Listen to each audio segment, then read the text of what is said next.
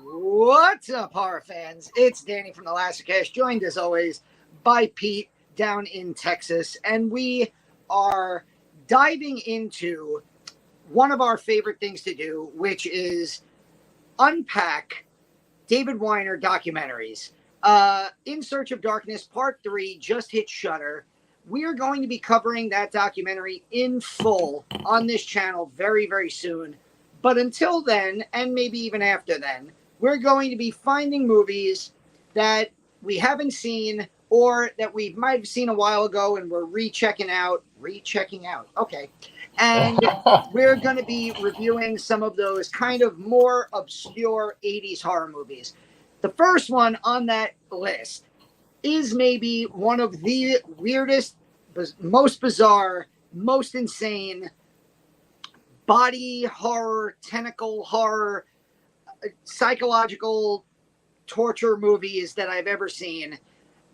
It's Possession from 1981, directed by, I'm going to mispronounce his name, Andrzej Zulawski from Poland, starring Isabelle Adjani and Sam Neill.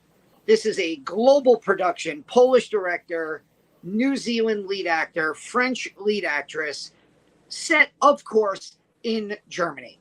Or actually on the border of West and East Germany, because 81, we still had a divided Germany. So, yes.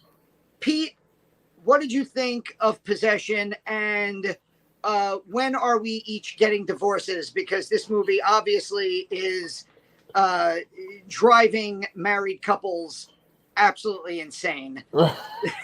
Jesus. I truly, thoroughly loved this movie. Yeah. And I would say that the main reason why I loved it so much is because it captures that crazed feeling that you can have in a relationship. Now, this is probably going to be a little too revealing of me, but I've absolutely had horrible fights in relationships in my life. You know, I've had crazy dramatic scenes with girlfriends, with my wife, and you can get to a point where you literally feel like you are losing your mind when you are fighting with someone that you love.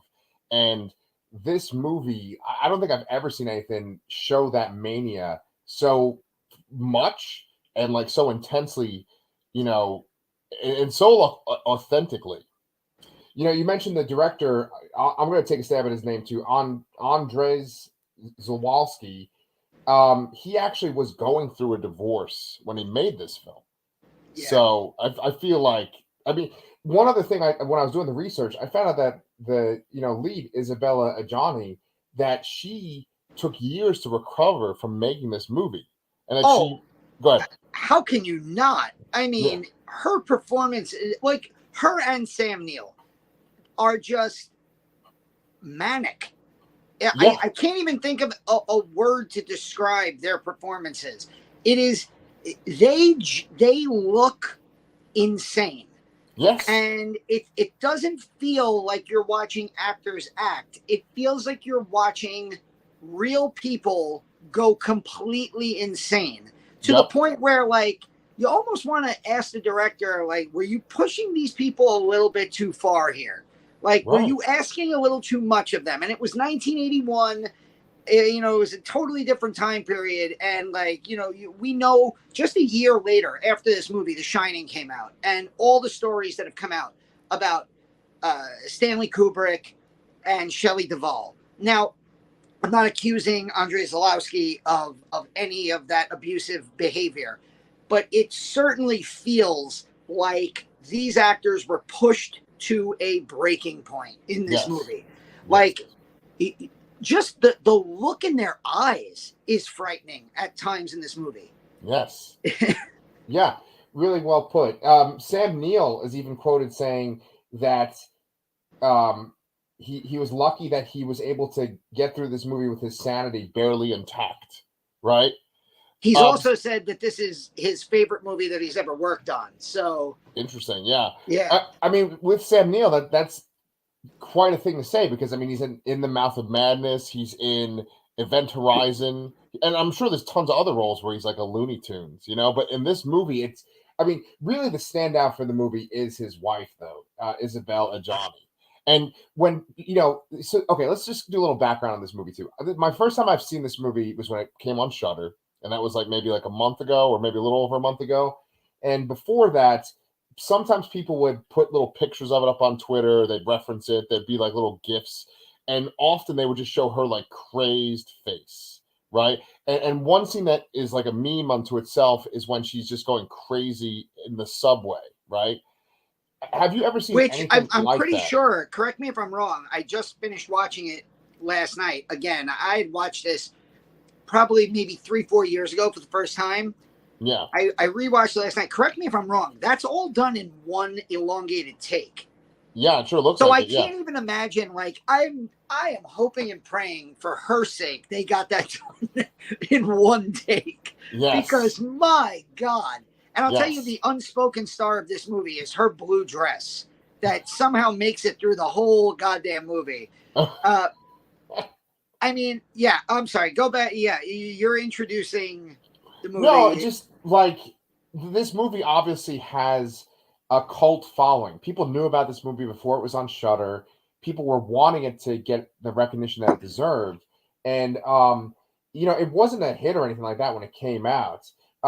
Zulawski, he has sort of a interesting past. His second movie that he ever made was called The Devil, and that was banned in Poland, which is the country that he's from. Then he moved to France for a time. Then he moved back to Poland, and he worked on another movie called On the Silver Globe, and that was destroyed by the authorities, that movie. So, like, he's obviously had difficulty getting his vision out there, getting his movies out there. And this movie, it's set in West Berlin. There's many shots of like the Berlin Wall itself and like guards. So you could think that just like making this movie, they must have all felt like renegades, Just it's like it's got that. You can feel it. It feels raw and dangerous for a movie. Yeah, it's also it's just there's I don't even like there's I watched a few YouTube videos of Possession Explained because this is the type of movie where the movie's going to end and you're just going to stare into the void for minutes at a time thinking, what the fuck did I just watch? Right. And obviously the one thing that is very obvious is this is a movie about a breakup and what that does to the people involved, especially if there's a child involved, and what that does. And one of the videos that I watched talked about the idea of like doppelgangers and how when you're ready to move on from a relationship, or you're struggling with the breakup, very often you look for people who are very similar looking or very similar acting to the people you're with. So of course you have the teacher, who is played by Isabelle Adjani, right, just with a different colored hair and different contact lenses. And then you have, of course, the spoiler alert for a movie that came out in 1981. You have the creature, the thing that spawns from the creature is basically a doppelganger of Mark, Sam Neill. right. And the final scene of the movie is the teacher being like stalked outside her door by the doppelganger, as if like this relationship is doomed to continue on forever and ever, even if the principal characters are dead. Yeah. And it's such a fascinating movie to break down and to watch. I think Isabelle Adjani's performance in this movie is probably the best acted horror part by a woman that I've ever seen. Yeah. Up until 2018, when Hereditary came out, and Toni Collette. Yeah. Like, Toni Collette is my go-to. This is the best acting I've ever seen in a horror movie. But, I saw somebody on Twitter the other day, which apparently is not working right now. But I saw somebody on Twitter the other day said, like, we should be able to go back in time and retroactively give people Oscars. And Isabelle Adjani deserved it for this movie. I mean, there are so many parts of this movie where she's not even talking. She's just like raving or just moving frenetically. And you're just like, oh my God, what is she doing? Like, oh, Yeah. like I can't even imagine like if somebody was in the subway watching.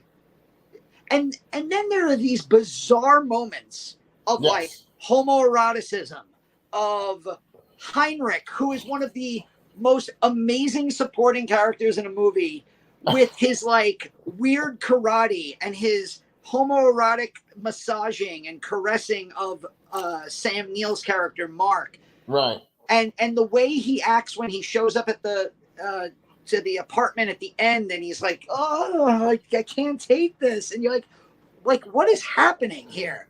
Yeah. Well, here's the deal, right? It seems like almost every episode you always have to reference Toni Collette in Hereditary, right? And then I've gotten in this new trend where I always have to reference David Lynch. And I feel like with this movie, there's two things that I think people can just sort of say, and it's like, oh, well, I'm getting the reference. I'm going to say David Lynch, and I'm going to say Lovecraft, right?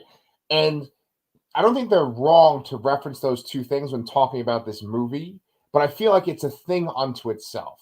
Like with David Lynch, I thought about him a lot when I watched this movie because people do very random things and they do unexpected things, you know?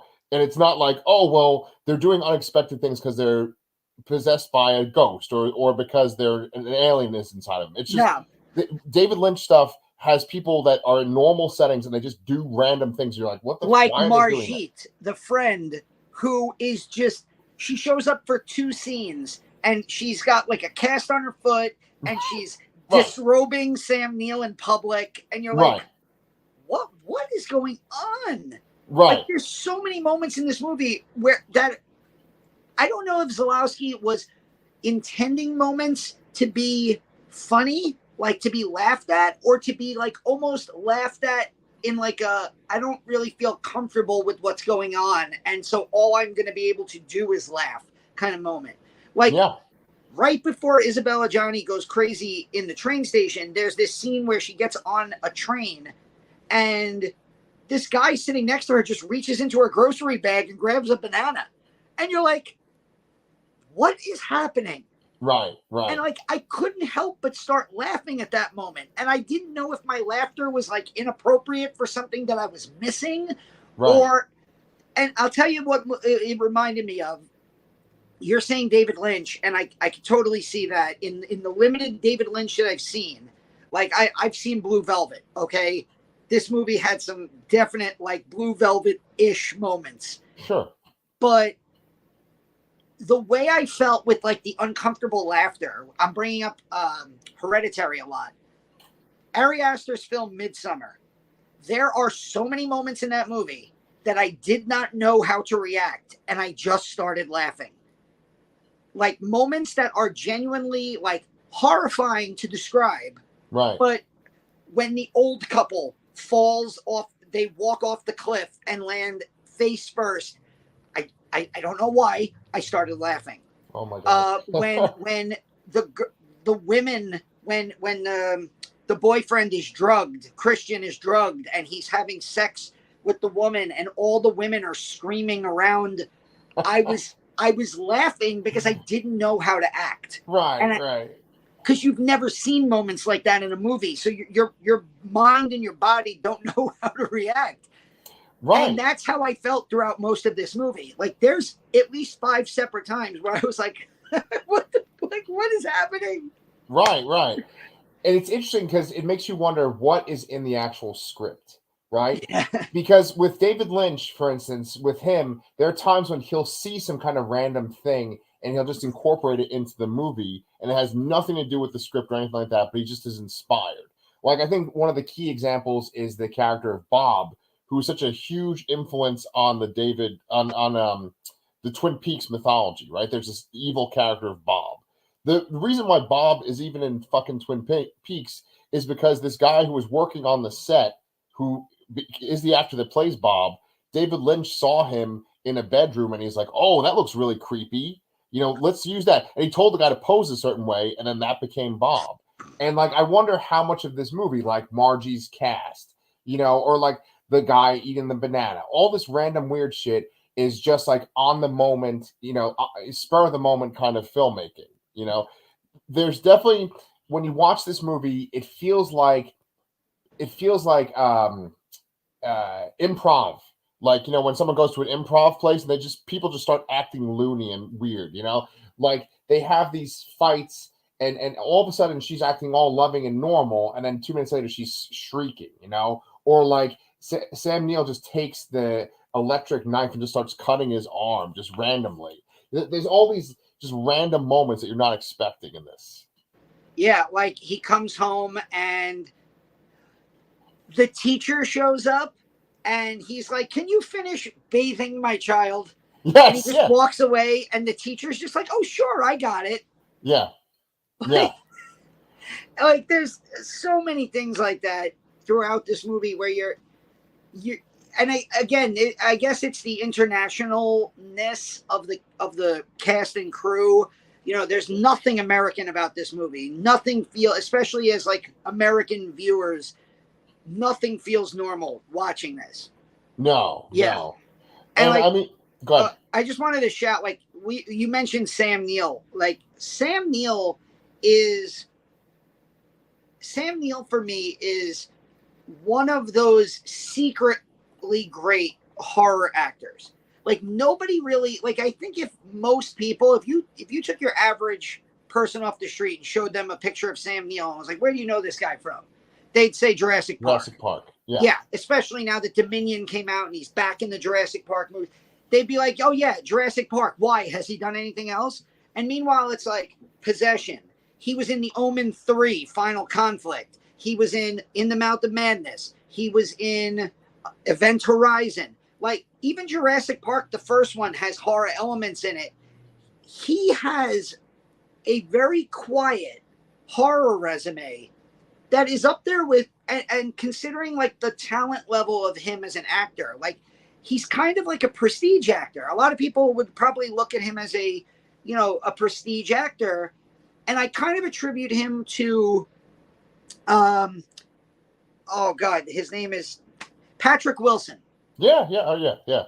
Who, again, like a lot of people, I think of Patrick Wilson, and he was in this. Kate Winslet was nominated for an Oscar, I think, for this movie, Little Children, and he plays but he's in the Insidious movies, he's in the Conjuring movies, he's in Hard Candy. Mm-hmm. Yeah, and Watchmen, and it's like Patrick Wilson.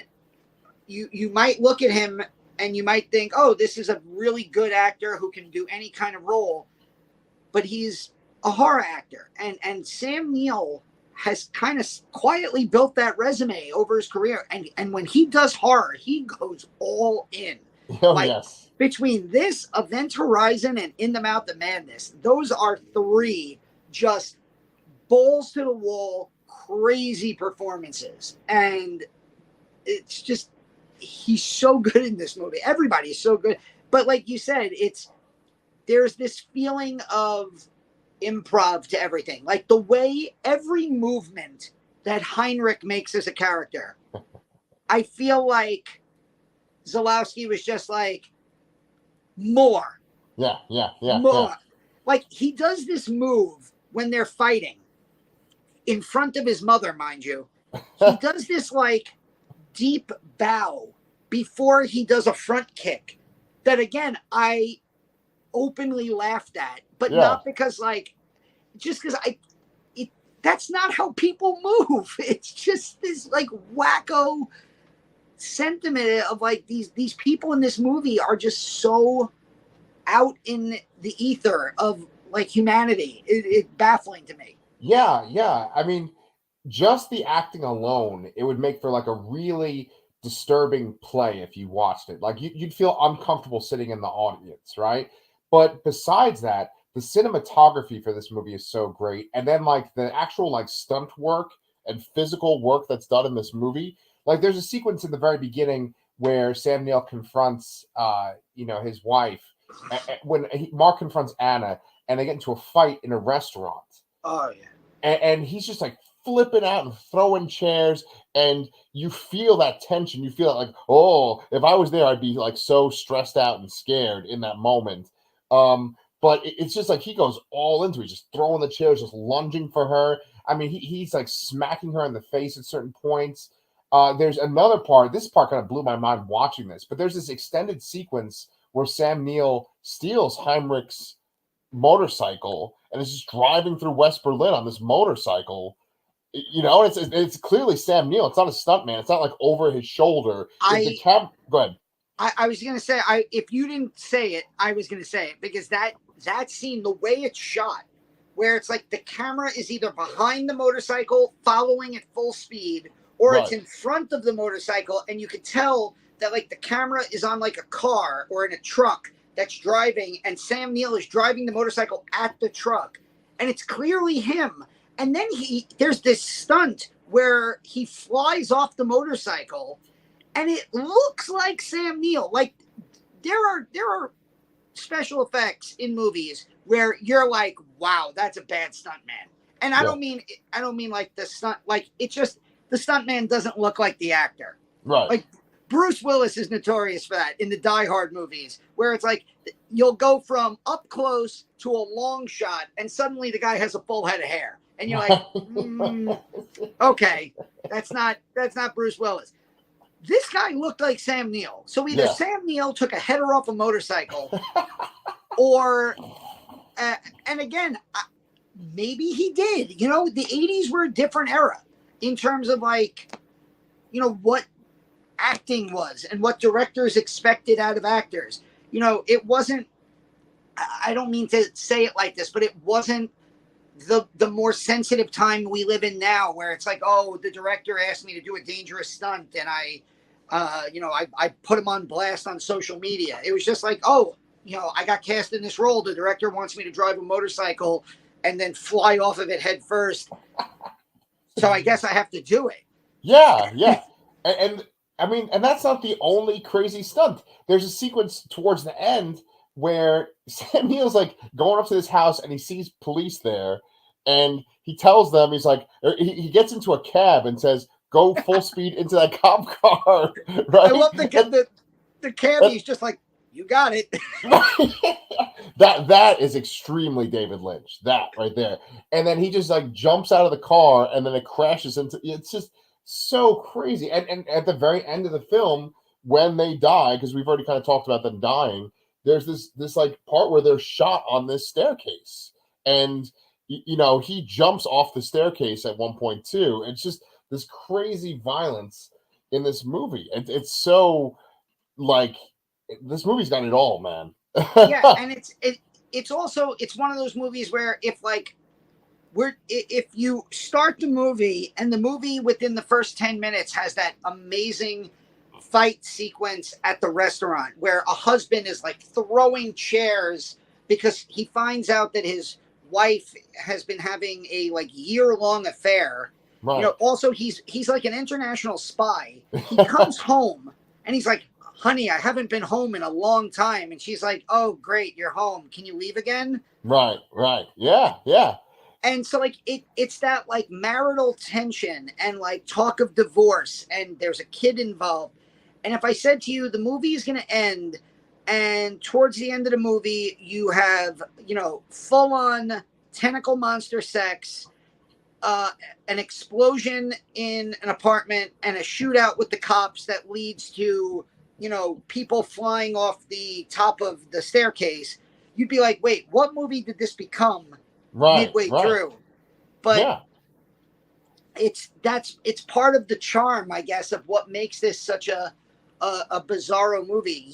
Years ago, I was at New Jersey HorrorCon and Film Festival, and I found somebody selling like a bootleg DVD, and I had never seen it. And I was like, all right, well, I have to get this.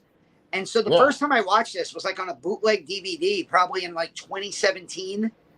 And I was like, holy shit, now I know why I can't find a copy of it. Now I know why it's not streaming, because who the fuck is going to stream this movie? And I don't know if you mentioned it earlier, but like when you go on Shudder and put this on, it's like a 4K restored copy of it. So it's like the best version that I've ever seen of Yeah. this movie. And they do a good job of covering it in Search of Darkness too. They give this movie like a lot of time in 1981. Right. You know, this is one of the more, as weird as this might sound, this is one of the more popular film choices in Search of Darkness 3, because there are so many. Oh, hello. There are so many deep cuts and like foreign movies. You know, like you always talk about how like I've seen so many things. There were so many movies in Search of Darkness 3 that I had never seen. Oh, there's a tail. Or had even heard of. Yeah. Oh, don't knock the camera over. What are you doing? Uh-oh. So, yeah, I mean, I was happy to see this on there because, you know, everyone talks about this movie, at least in like the horror film Twitter area, right?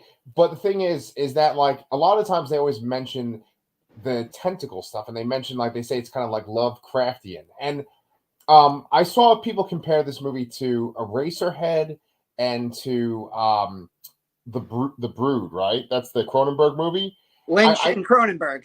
Yeah, Lynch and Cronenberg, right? And that they would have been an influence on this director in that time, right? So I think that maybe Cronenberg is a better person to compare to than Lovecraft for this. Like I understand there's tentacles on this creature, but I don't think of it as like it's this cosmic creature from outer space. It's a metaphor. Yeah, You know? that's the best way to put it. It's like, because it's just there. Yeah. There's Yeah. zero explanation. Right. Like characters don't even like find it on purpose. They like accidentally stumble onto it. Right. But oh, by the way, I want to make, before I forget, the worst private detective in the history of movies. This movie has the funniest and worst. Like when you're a private detective, you're not supposed to like chase down the person that you're going after. Yeah, yeah. Literally next to them as the only two people on the street. Yeah. And then like that private detective, like he finds the tentacle monster by accident. His boyfriend or husband or whatever who shows up, he finds it by accident. Sam Neill even finds it by accident. It's like there's no explanation for it existing. It is, like you said, it's just a metaphor for like the craziness that they're all going through. Yes, yes. I think I don't know if we mentioned this, but the scene in the subway that everyone always refers to, we talked about it, but like the idea is that she had a miscarriage when she was losing her mind. And so Yeah. I personally think the creature is sort of like the metaphor for like the loss, this sort of depression that she has over this miscarriage. And you know, it would be like the equivalent of like going into someone's house and just seeing that it's incredibly messy or it's in this crazy state of disarray. But instead, in this, it's this weird tentacle monster that has sex with her. You know, but like okay, so that's the thing about this movie, right? Everything is like top notch quality. The acting is top notch quality. The stunt work is top notch quality. The cinematography is so great. Even the creature in this movie from 1981 is like really, really good. In Search of Darkness, they talk about who made the creature, right? Isn't it someone that made like the? Yeah, it's a fairly prominent like creature effects person from the early '80s. It's not your Rick Baker's, Rob Bottin's. It's an Italian. Oh God! Yep, there goes the cat. I think it's an Italian creature effects maker, and it's great. Yeah, I mean, you don't see it very often. You don't see a lot of it, but what you do see is pretty great. Yeah. And the other thing that's awesome in this movie is the score. The score is fantastic in this movie. Yes. Yeah, it's just, it is one of those movies that is, it's one of those, it's a great movie that happens to also be a horror movie. You know, horror is one of those genres where it's very easy. It's very easy for people to, you know, say, oh, you know, it's good for a horror movie. Well, this is just happens to be a great movie that is a horror movie. Right. Yeah, because it's weird. Like, you could take out any kind of supernatural element and maybe even some of the over-the-top weird stuff, and it would just be a really good film about that kind of crazed, angered feeling that you can have. Yeah. Like, There's a cut of this movie that's a 90-minute drama. Like you could make an argument that like a movie like Marriage Story is inspired by this, because that's some of the best acting that I've ever seen in a movie also. And maybe it's like that idea of just, you know, divorce and, you know, something that nobody goes into a marriage planning on it ending. Yeah.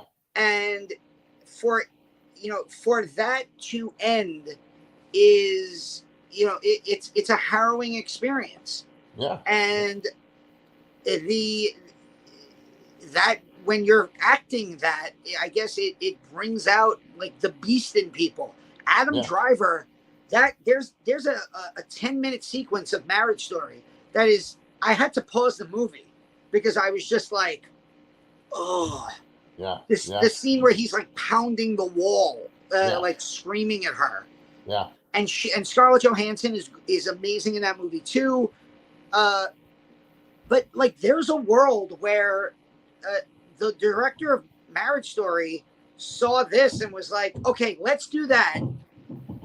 No tentacle monster, no tentacle sex, and no, you know, bizarre kung fu movements from our lover character. Yes. But we're still going to do that, like, divorce drama. And it works, you know? Yes. And the weird thing is, there's also a world where this guy that makes content for Pornhub looked at that movie and he's like, okay, just tentacle monster, just tentacle sex, and no drama. Yes. So two happily married men, folks. Yeah. No, but like, okay, I know I keep harping on this, but like, in my life, you know, I've had a couple of different girlfriends, and I know at least once, like, that feeling of sort of being replaced by another guy, right? I mean, I was broken up with the person, but it was like real soon they got with someone else. And Sam Neill, like, perfectly encapsulates that. He goes from like super rage to like kind of being this pathetic guy that'll do anything to get her back. And it goes back and forth. There's times when you're sympathetic to him. There's times when you're sympathetic to Anna.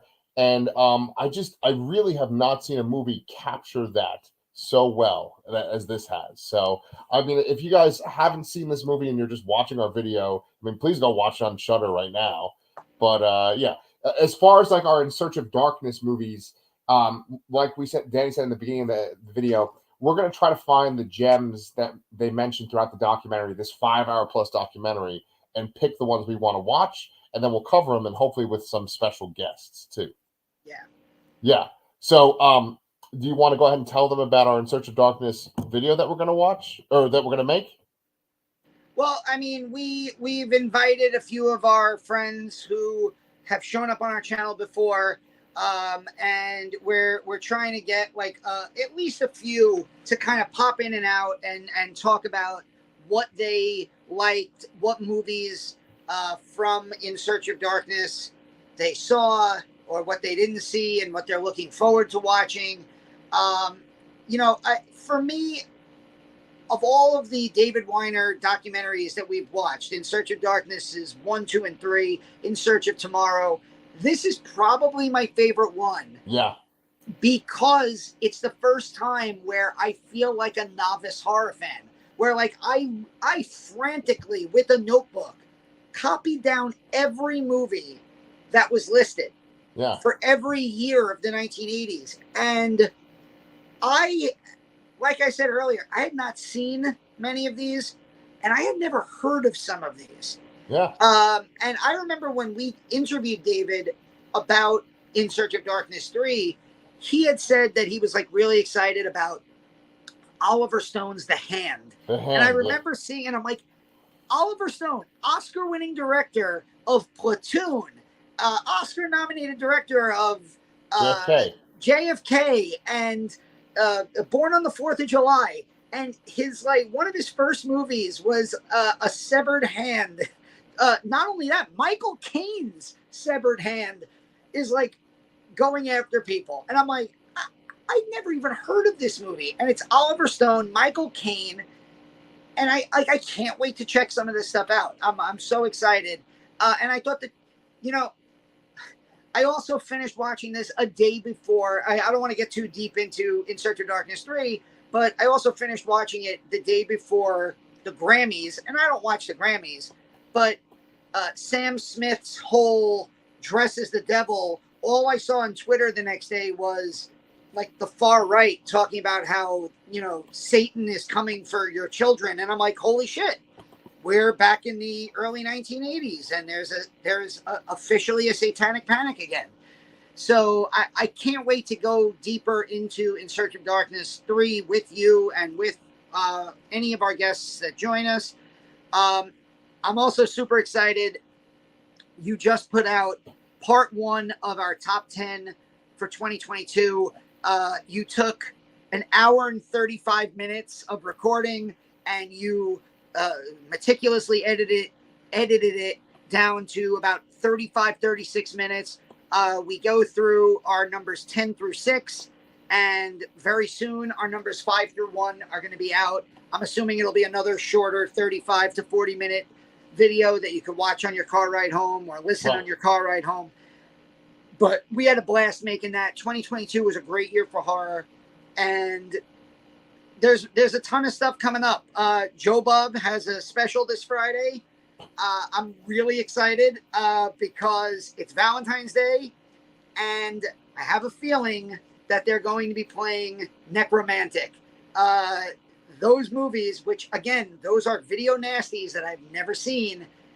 Those are being put up on Shudder very soon. And I got a feeling, you know, Necromantic, Valentine's Day Joe Bob special, it just kind of feels right. Okay. So I'm really looking forward to that. Looking forward to jumping into some of these 80s movies with you that I've never seen or heard of. Devil's Fetus, maybe? Who knows? If we could find Devil's Fetus anywhere, we should try to watch that. Hell yeah, man. I really liked the foreign horror that they talk about in Search of Darkness 3. And I don't want to give it away because we're going to talk about all this shit in our In Search of Darkness video. But yeah, I was super excited about that. And yeah, I mean, there's a ton of movies on there that I haven't seen. Like we were saying before, I've only seen like 3 movies, and I'm up to 1987 right now. So, you know, it's fucking crazy. But yeah, so we got a lot of content coming your way from the Lastercast. If you guys have not subscribed and you enjoyed this video, please do subscribe. I would love to hear if you guys have seen Possession and what you think about the movie. But otherwise, we will be around next week for our In Search of Darkness review. In Search of Darkness 3.